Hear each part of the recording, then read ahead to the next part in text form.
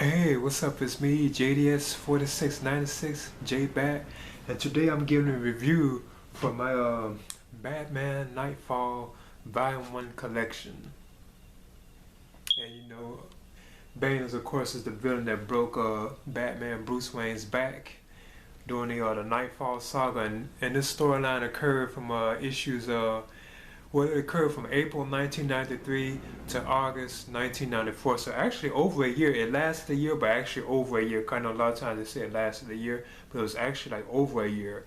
And this collects, like this volume I have, which is volume 1 of it, as you can see right there.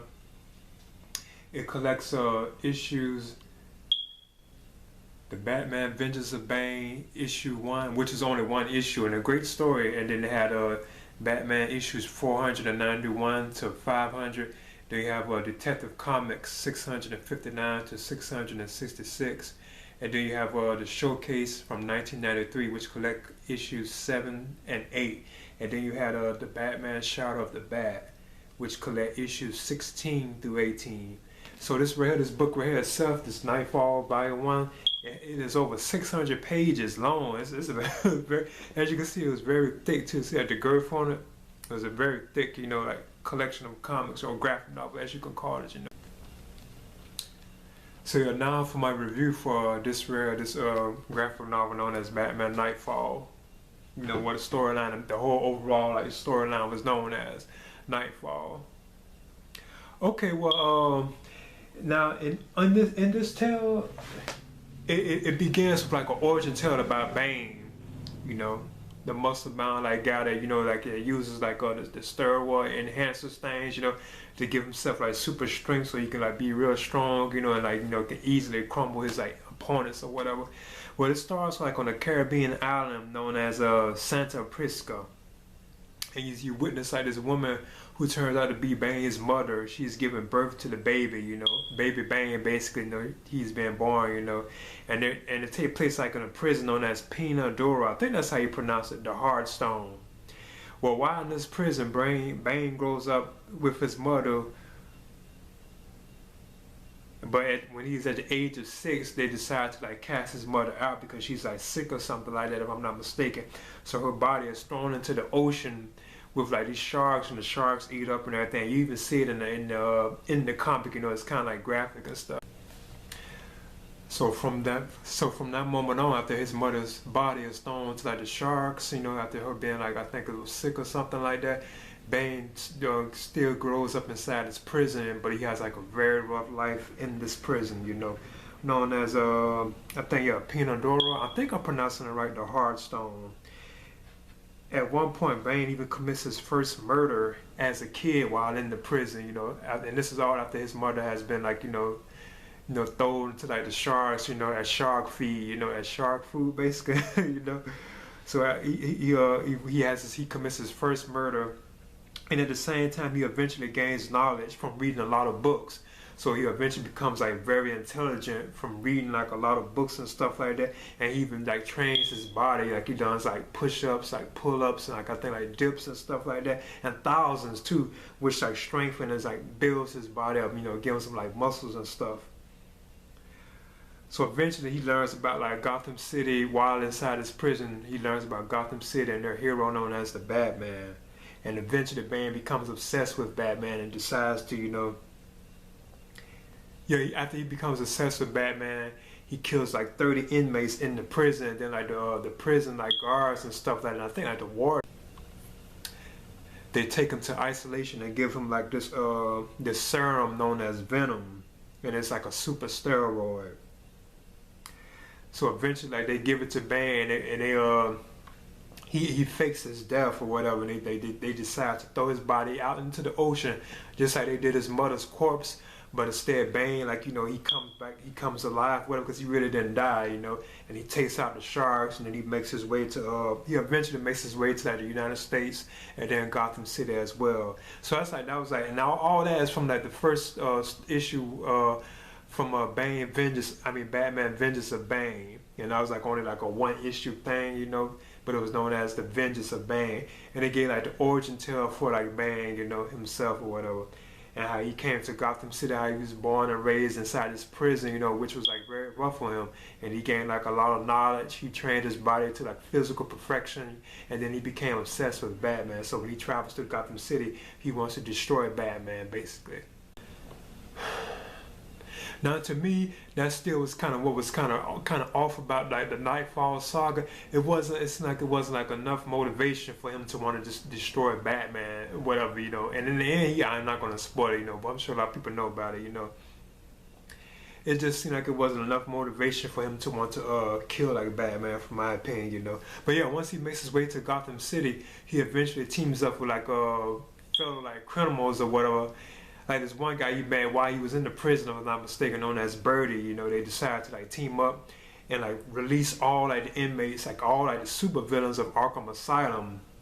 And they throw also all like the super villains, like the Joker. Then you have like I think like Two-Face, I think like Scarecrow, all them like that. They're released from like Arkham Asylum and thrown out into the streets, and Batman's already exhausted from fighting like a lot of crime and stuff, so now he has to take out each one of these like super villains, you know, and it further like wears his body out and exhausts him and makes him tired, so he's not even able to really like, you know, fight crime in his peak condition because he's so wild from having to take out all these super villains who have been released from Arkham Asylum by Bane, you know.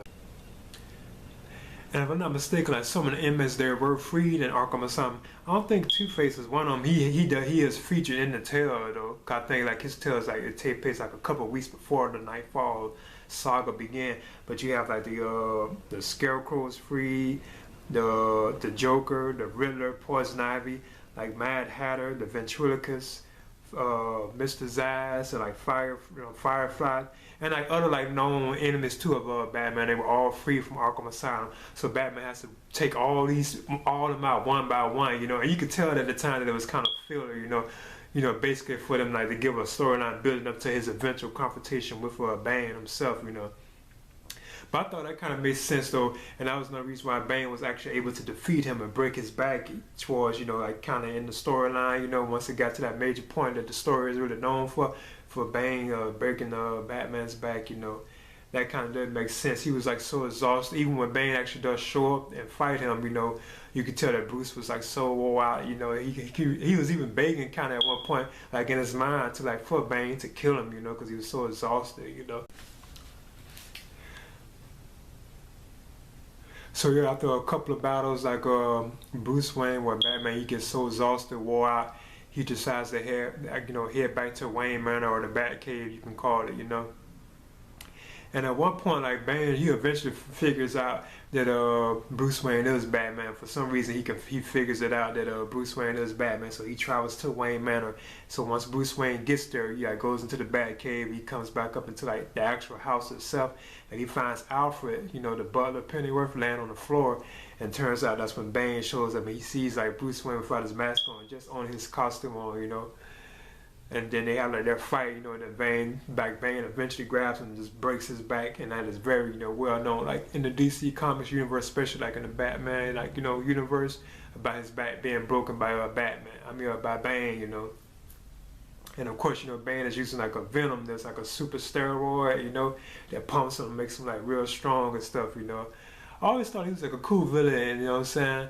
But yeah, he breaks Batman's back, so eventually Batman has to be replaced with Bruce Wayne himself. They have to get somebody to replace him while he takes the time to recover, you know. So Bruce and Robin, which is the Tim Drake Robin, you know, they decide to recruit Azrael. I think that's how you pronounce his name, and his real name is Jean Paul Valley. Now, Jean Paul Valley is like he was a graduate student at the Gotham University, who discovers that he was unconsciously trained since birth as an assassin for an ancient religious order. And I think that's where like the Azrael name came in at. But he's actually like friends with Tim Drake, so they decide, and he's good at fighting and stuff like that, you know. So they decides to make him as a replacement for Bruce Wayne as Batman, you know. So eventually he has to go and take on Bane himself too, you know, and like the other remaining like I think like Batman villains too, because he was the one who had the confrontation with the Scarecrow and a couple of other ones too, if I'm not mistaken. But he actually ends up having to take out Bane himself, you know, while Bruce Wayne recovers, you know, from his back being like, you know, broken by Bane with a spinal injury, basically. But yeah, I thought this the Knightfall saga, I thought this was pretty good, you know. Like I say, from my point of view, it still doesn't really give like a. I thought it was good. It was excellent. I thought the artwork and the writing, you know, like the writers and the various, you know, like artists and like writers and who contributed to the story, they did a good job, in my opinion. But I still don't think it was like a strong enough motivation for Bane to be that obsessed with Batman. And I also thought his story was very good too, like the origins that he had, you know, like from Vengeance of Bane, like with the story that the Knightfall begins with. I thought that was cool. It's like the origin tale about Bane when he was like a boy and what they did with his mother, you know, how he built himself up and read a lot of books to increase his intelligence, you know, so he's not just some muscle-bound person, you know, he also has brains as well, you know. I thought that was a very interesting story and intro for the supervillain known as Bane, you know. Now, Commissioner Gordon, Harvey Bullock, and Montoya, they all have like major roles in this Knightfall storyline, which is cool, you know, because I was always a fan of like the Batman the animated series, and that's why I'm really more familiar with them at, you know, like Harvey Bullock and Montoya from like the animated series. So it's cool seeing them have like a strong presence in this Knightfall saga, you know. You also have like in the scenes that like the films borrow from this too, like say the Christopher Nolan like films like The Dark Knight and The Dark Knight Rises, because you know Bane was in The Dark Knight Rises as the main villain. He was also in Batman and Robin too, but he was like a side villain. He didn't even have any intelligence, because I know he was working with like Poison Ivy in that film. But in The Dark Knight Rises, he actually had like intelligence and stuff, you know. They even featured the scenes where he was in the prison and stuff like that, you know. But they kind of changed it because it turns out that it was, you know, it wasn't really Bane, you know. I'm not going to touch on that, you know. But yeah, but I kind of like the films actually borrow stuff from this. And there was also scenes where like Batman's using like night vision too as well. He could see like Bane and stuff. I think and like the other guards and stuff. Like well, it's like his criminals and stuff, you know, that's with him or whatever. And I know like they had stuff like that on like the Dark Knight, if I'm not mistaken. Like with the eye vision thing, I thought that was kind of cool that they borrow elements from like the film. I mean, what the film is borrow elements from the Knightfall, you know, storyline. You also get to see like a lot of use of like Batman using like the grapple gun. I thought that was kind of cool. Plus like when Jean Paul Valley, when he takes over as Batman, I already touched on that too, like in Batman issue 500 I think it was. Like when he has like the gauntlets and all that, and when he can shoot batarangs and he shoots like the rope and stuff. I always thought that was like a cool touch. Now the claws were kind of off, you know what I'm saying? I ain't really going too crazy about the claws, but I thought I liked the idea that he can shoot like batarangs, you know, like projectile batarangs out the gauntlets. Always thought that was cool. Even like the grapple rope. But I think I touched on that in my when I reviewed issue, I think Batman 500 if I'm not mistaken. I always thought that was kind of cool though, you know. But yeah, I thought I thought Knightfall was good, and the version I have was like I mentioned before, Volume 1, you know, and various like characters, you know, appear in the story too. You know, you have like the Joker, Scarecrow, and they actually team up at one point. Two-Face has like a showcase in here, like two showcase stories. You know, you have Selena Kyle who shows up, you know, like Catwoman, you know. All like his villains like show up, like the Riddler, if I'm not mistaken. All the major villains like show up, you know. Because after all, they were like, most of them were released to the streets out of Arkham City by Bane, you know, and that's what exhausted Bruce Wayne. Batman made him like all tired and stuff, you know. He couldn't fight or anything, you know. Well, he was able to still fight, but that's how Bane was actually able to take him out in the end, you know, and just boom, break his back, you know. I am Bane, you know. But yeah, I thought this was a good, you know, good story, you know. So yeah, this is my review. This is my review for Batman Knightfall Volume 1.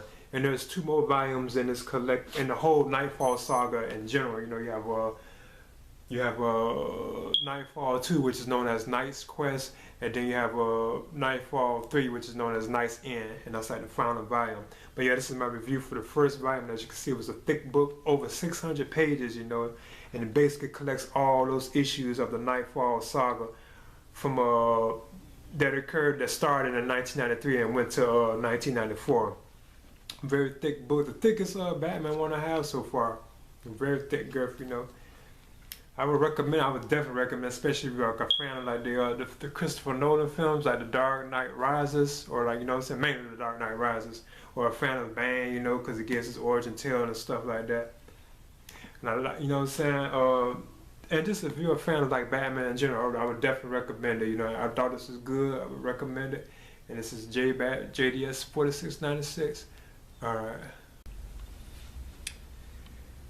Hey, this is me, J Bat or JDS 4696, and this is my Batman Knightfall Volume 1 collection. And this collects like the Knightfall storylines that occurred from April 1993 to August 1994. So this collects the Batman Vengeance of Bane, and you also, which was a special, and there was only one issue, and it also connects Batman 491 to 500, and then you have Detective Comics 659 to 666. Then you have the Showcase from 1993, and they only had like 2 issues, which was issue 7 and issue 8. And then you have Batman Shadow of the Bat, issue 16 to 18. So that was like a whole bunch of like issues that it had, you know. Plus this right here, that, as you can see, it was a very thick collection, as you can see, you know. And this is over 600 pages. This right here, this collection of comic issues was over 600 pages, and in detail like the Knightfall storyline, you know, with Batman getting his back broken by Bane, and also gave like Bane's origin story too as well, you know. But yeah, I thought like the artwork for this right here was like good, you know. I thought like the pencil, and there's so many of them, you know. That's why I didn't want to just single out like a one person. Yeah, like the pencilers, the inkers, the colorists, like I think what you call that, the cover artists themselves too, you know. They did a good job, I believe, for my opinion, on like the artwork of it. It has like good artwork in it, you know. Like the look of like the main heroes and villains and stuff like that. I thought they did a good job on it, you know. It was very cool looking and awesome, you know, as well, you know. Plus, I like how they designed Bane too. I thought he was like a cool, you know, villain, like new villain in the Batman universe at the time, you know. And this was a pretty hot storyline back. I remember when like Superman and Doomsday. I remember when that was around, and that was like Superman's major storyline. Whereas this, like Bruce Wayne, Batman getting his back broken, that was actually like Batman's major like storyline at the time, you know. And yeah, these issues, like this storyline, occurred from 1993 to 1994, and this version I have of it is the Knightfall Volume 1, as you can see right there. Very thick book too, as you can see the girth on it, thick girth. And I always liked that cover of like Bane breaking Batman's back. I always thought that was cool, you know. Yeah, the T-Rex over here too as well, you know, like, you know, stuff from like in the Batcave. That Abraham Lincoln penny and stuff as well, you know. So yeah, I'm just showing like my Batman Knightfall Volume 1 collection. The Knightfall saga, it was so long that they actually had like 2 more like collections. You have like the Knightfall Volume 2 collection, which is known as Night Quest, and then you have a 3rd and final one, which is known as Night's End. And they complete the whole overall Knightfall saga, you know. That started with Batman getting his back broken, then he had to recover, then you had like a replacement for Batman and all that kind of stuff, you know. Okay, yeah, so yeah, this is my Batman Knightfall Volume 1 collection. Alright.